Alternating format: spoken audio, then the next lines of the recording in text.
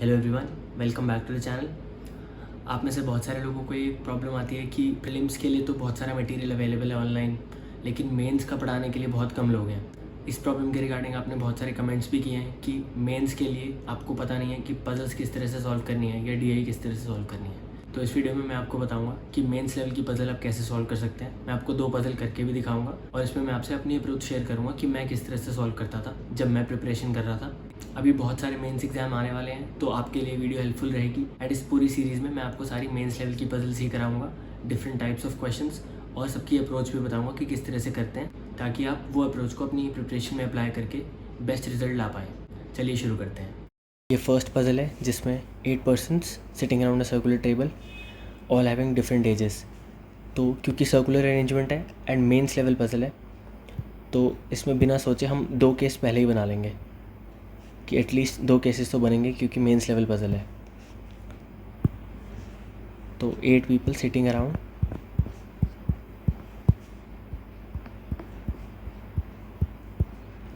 And all facing inside. अब इसके बाद क्या है, पहले यहाँ पे एक बार सबके नाम लिख लेते हैं।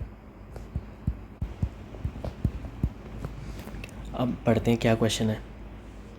D and A R immediate neighbours of each other but neither of them is more than 36 years old. तो डी ए ऐसे भी हो सकता है और डी ए ऐसे भी हो सकता है, और दोनों में से किसी की भी एज 36 से ज़्यादा नहीं है। मतलब 4 पॉसिबिलिटी हैं, 15, 13, 35 एंड 36। तो चारों पॉसिबिलिटीज़ हम लिख लेंगे। इसी तरह से आपको एग्ज़ाम में भी सॉल्व करना है। जो भी आप क्वेश्चन में स्टेटमेंट पढ़ रहे हैं उसको आपको नोट करते जाना है। इसके बाद you is not an immediate neighbour of T, तो इसको हम अलग से लिख लेंगे क्योंकि हम इसमें फिट नहीं कर सकते कि यू और टी कहाँ आएंगे। तो you and T not immediate neighbours. मैं इसको ऐसे बनाता था, आप इसको इस तरह से बना सकते हैं जिस तरह से आपको समझ आए। आपको डिनोट करना है शॉर्ट फॉर्म में कि आपको समझ आए जो आपने लिखा हुआ है। इसके बाद डब्ल्यूज age is not 60 years and also he doesn't sit immediate left of C. तो डब्ल्यू की एज 60 नहीं है, तो डब्ल्यू के आगे क्रॉस करके 60 and he doesn't sit immediate left of C. तो डब्ल्यू सी ऐसे और इसको क्रॉस। इसके बाद A is 1 year younger to D. अब A 1 year younger to D है तो डी 36 होगा और ए 35 होगा। खाली ये इक्वेशन सेटिस्फाई करेगा। तो हमें ए और डी की एज पता चल गई, डी 36 और ए 35। अब इसके बाद W is younger to C. W की एज सी से कम है। B whose age is multiple of 7 sits second to the left of C. B की एज मल्टीपल ऑफ 7 है, तो आप एजेस देखेंगे तो मल्टीपल ऑफ 7 खाली 35 है और 28 है। तो 35 ऑलरेडी ए की एज है, तो बी की एज 28 हो जाएगी। इसके बाद क्या लिखा था, whose age is multiple of 7 second to the left of C and 3 persons and there are 3 persons between C and A. अब सी एंड ए के बीच 3 लोग हैं, तो ए के ऑपोजिट में आएगा सी, यहाँ सी आ गया, एंड इस केस में यहाँ सी आ गया। और बी के साथ क्या था, B sit second to the left of C, तो बी यहाँ आ जाएगा एंड बी यहाँ आ जाएगा इस केस में। इसके बाद पढ़ते हैं, only 1 person sit between C and the one whose age is 60। C and the one whose age is 60। अब बी की एज हमें पता है तो 60 वाला इधर आएगा। सिमिलरली इस वाले केस में भी बी की एज जब हमें पता है तो 60 इस साइड पे आएगा। इसके बाद the one whose age is 59 years sits third to the left of the one whose age is 60 years. जो जिसकी एज 59 है वो 60 के थर्ड लेफ्ट में बैठता है। 60 के थर्ड लेफ्ट में यहाँ पे ये हो जाएगा 59 एंड यहाँ पे भी 59। अब आगे बढ़ते हैं, 3 person sit between T who is eldest. तो टी की एज सबसे ज़्यादा हो गई। सबसे ज़्यादा एज क्या है, 72 years and the one whose age is 59। 3 person sit between T and the one whose age is 59। तो 59 जब ये है तो टी इसके ऑपोजिट आ जाएगा, तो टी यहाँ आ गया, एंड इस वाले केस में टी आ नहीं सकता क्योंकि यहाँ पे डी है ऑलरेडी, तो ये केस कैंसिल हो गया। अब हमें इसको कंप्लीट करना है बस। तो यहाँ पे आप देख सकते हैं हमें ये कंडीशंस गिवन है जिनको हमने अब तक यूज़ नहीं किया। यू और टी साथ नहीं हो सकते, डब्ल्यू सी साथ नहीं हो सकते, और डब्ल्यू की एज सी से कम है, तो इसको हम यहाँ पे यूज़ करेंगे। अब हमें ये पता है कि W doesn't sits immediate left of C, तो यहाँ पे डब्ल्यू नहीं आ सकता, और डब्ल्यू की एज 60 भी नहीं है तो डब्ल्यू यहाँ भी नहीं आ सकता। तो डब्ल्यू की खाली एक केस बचा यहाँ पे, यहाँ डब्ल्यू आ गया। इसके बाद हमें पता है कि यू और टी साथ नहीं बैठते ये कंडीशन के अकॉर्डिंग, तो टी यहाँ पे तो यू यहाँ नहीं हो सकता, तो उसके अकॉर्डिंग यू यहाँ होगा। और हमारे पास क्या बच गया, वी बच गया। तो वी की एज हो जाएगी 60। अब वी की एज होगी 60, यू की हो गई 59, लेकिन हमें डब्ल्यू और सी की एज अभी भी नहीं पता, और दो एजेस बची हैं 15 एंड 13, और हमें ये पता है कि C is greater than W, तो सी हो जाएगी 15 एंड डब्ल्यू हो जाएगा 13। तो ये आपके पास आंसर आ गया, ये सब की एजेस आ गई। अब आप देख सकते हैं कि इसमें मैंने पजल सॉल्व करी है, सारे जो इसमें दिया हुआ सब कुछ वो मैंने यहाँ पे लिख लिया। जो चीज़ें सर्टेन थी, जो फिक्स हो रही थी, वो मैंने इसमें फ़िक्स कर दी, जितनी भी कंडीशन बन रही थी वो बना के, और जो चीज़ें फ़िक्स नहीं हो रही थी उनको मैंने साइड में लिखा। ये मैंने इसीलिए करा ताकि मुझे ये दोबारा ना रीड करनी पड़े।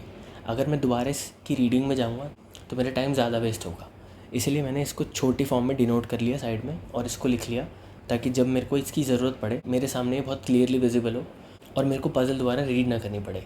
अब एक बार सेकंड पज़ल देख लेते हैं। इसमें क्या है, 8 persons working in a company, different grade of positions, clerical से स्टार्ट होके CFO तक जा रहा है। Clerk, PO, AM, M, DGM, GM,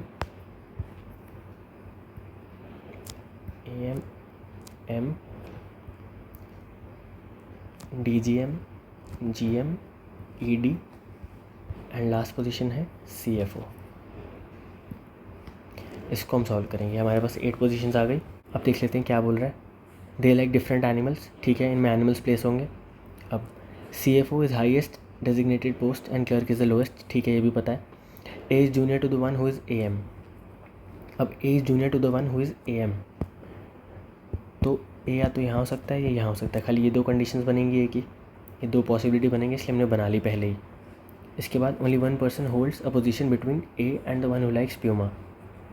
A and Puma के बीच एक पर्सन है खाली, तो ए यहाँ पे तो प्यूमा आएगा और इस केस में प्यूमा यहाँ आएगा। इसके बाद पढ़ते हैं, as many person junior to A as senior to S. तो जितने ए से जूनियर है उतने एस के सीनियर हैं, तो ए के जूनियर 1 है, या एस का सीनियर 1 आएगा। ए का जूनियर 0 है सेकेंड केस में, और एस का सीनियर भी 0 आएगा। इसके बाद only one person hold a position between S and the one who likes lion. S and lion के बीच एक है, तो लायन यहाँ आ जाएगा, और सेकंड केस में लायन यहाँ आ जाएगा। इसके बाद देखते हैं, C is immediate junior to the one who likes fox. तो सी का भी नहीं पता कुछ, फॉक्स का भी नहीं पता, बट इतना पता है कि C is immediate junior to the one who likes fox. इसको हमने साइड में लिख लिया। Only 3 persons hold the position between A and the one who likes fox.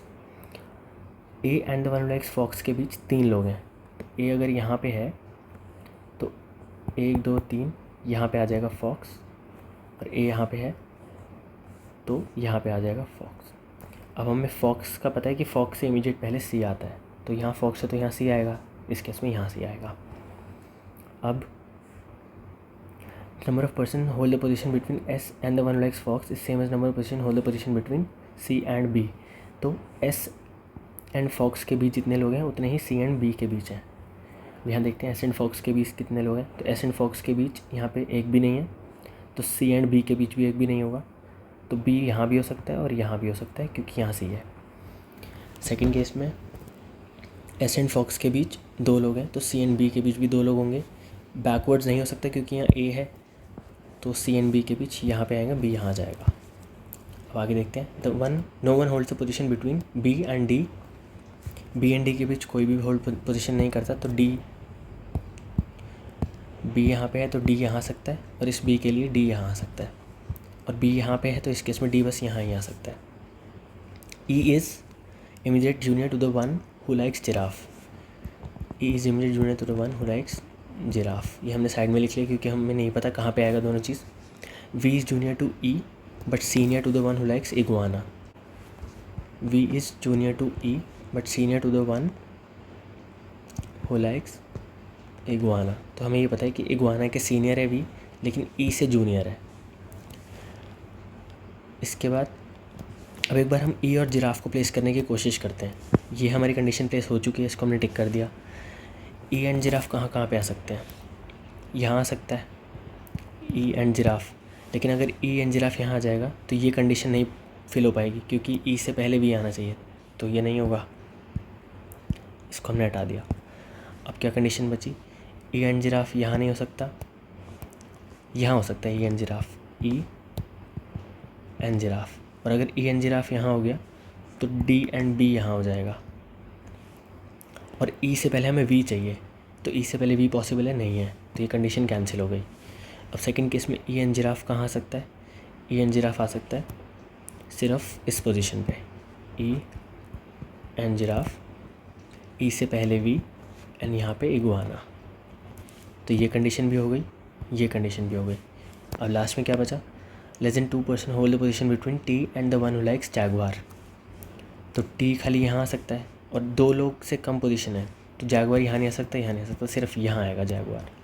इसके बाद वी डजन लाइक कैंगरू, तो कैंगरू यहाँ नहीं आ सकता, यहाँ आएगा, और जो एनिमल बच गया वो यहाँ आ जाएगा। ये भी आपकी पजल सॉल्व हो गई। इसमें भी आपने सेम चीज़ देखी कि जो चीज़ें फ़िक्स थी उसको मैंने पॉसिबिलिटीज़ के अकॉर्डिंग कंडीशंस में बना दिया, और जो चीज़ फ़िक्स नहीं थी उसको साइड में लिखा।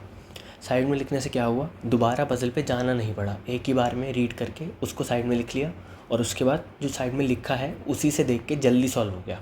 तो आपको ये चीज़ ध्यान रखनी है कि जब आप नोट करोगे बिल्कुल ध्यान से नोट करना है, जितनी पॉसिबिलिटीज़ फ़िक्स हो रही हैं उसको पजल में लिख देना है, जितनी पॉसिबिलिटीज़ फ़िक्स नहीं हो रही हैं उसको साइड में लिखना है। इस तरह से आप मेंस लेवल की पजल सारी सॉल्व कर सकते हो, बिल्कुल मुश्किल नहीं आता। सिर्फ बात आ जाती है कि आप कितना जल्दी रीड करते हो, कितना एक्यूरेटली रीड करते हो, एंड कितना फास्ट उसको समझते हो जो लिखा है। अगर आपने ये तीनों चीज़ें एक साथ कर ली तो आप पजल बहुत ईजिली सॉल्व कर पाओगे। आई होप आपको ये वीडियो अच्छी लगी होगी। ज़्यादा से ज़्यादा वीडियो को लाइक ज़रूर करें, शेयर करें, एंड चैनल को सब्सक्राइब करना ना भूलें, एंड नोटिफिकेशंस भी ऑन कर लें, क्योंकि मैं पूरी सीरीज़ लाऊंगा जिसमें मैं हर रोज़ आपके लिए मेंस लेवल पजल्स लाता रहूँगा, ताकि आपकी मेंस के लिए बहुत अच्छे से प्रिपरेशन हो जाए। Thank you so much.